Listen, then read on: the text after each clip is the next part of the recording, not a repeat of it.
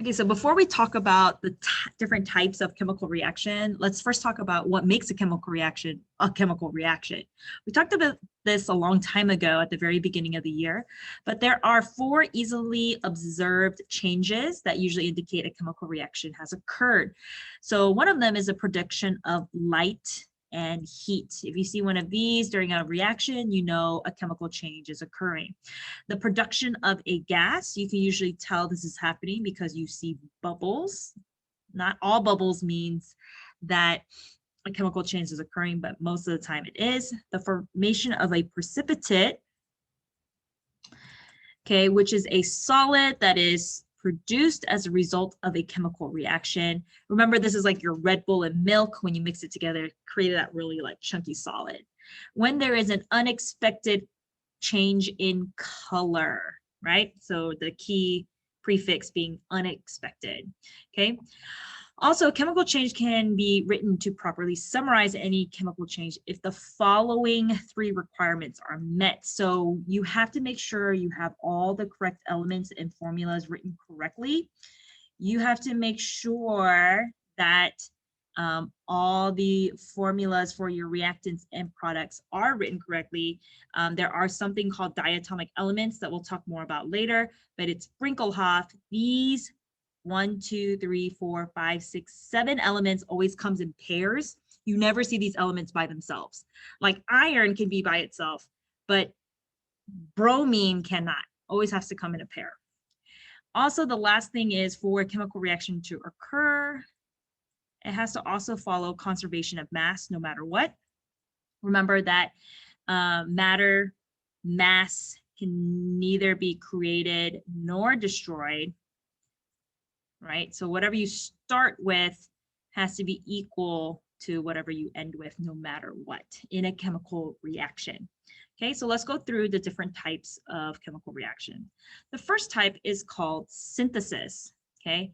In a synthesis reaction, you are taking multiple ingredients. It could be 2, it could be 3, it could be 4 ingredients.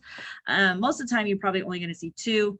They combine together to create one big substance. So keyword here being one new substance. So A plus B is going to get you C, right? So do you see how element creates one big compound? Here, a compound and a compound creates one bigger compound. See, you can have an element and a compound, and it creates still one big compound, okay?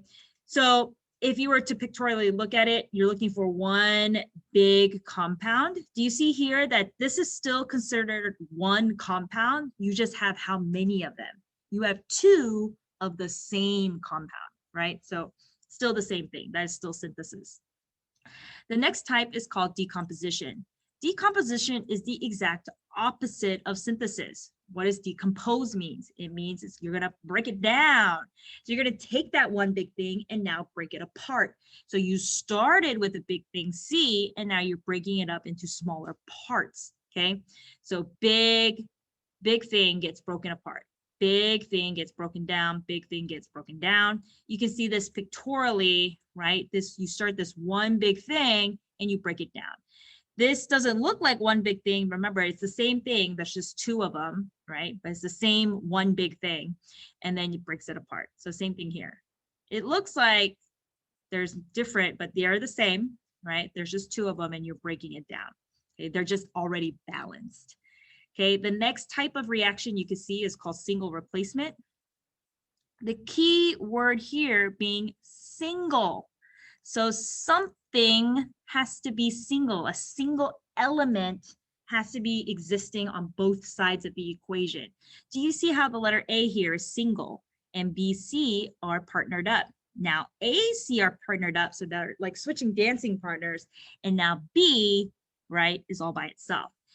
See, look at this picture and look at this example right here. So lithium and this guy, right, they're single. They're by themselves. And Na and Cl, they're partnered up. Then what happens on the other side? LiCl now is paired up. See, now they're dancing together, and now Na is now single. So there has to be something single element, right? Single element on both sides of the arrow. So here you have a single element, You got a pair and a pair, you know it's a single replacement reaction. You can clearly see that in this example as well, right?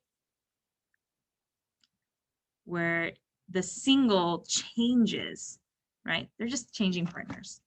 The next type of reaction is called a double replacement reaction. A double replacement reaction is when, right, you had two pairs and then they switch partners like this, okay? So everybody has to have a partner, and they just switch partners. So like they were dancing, now they're hanging out, okay? So everyone needs a partner to begin with, and all they do is switch partners, okay?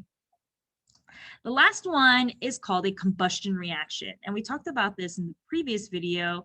Combustion reaction combines with oxygen, right? Oxygen gas, and it releases a large amount of energy. So the products are always going to be carbon dioxide and water.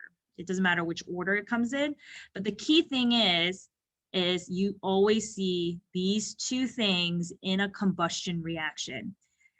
These are your CHO equations.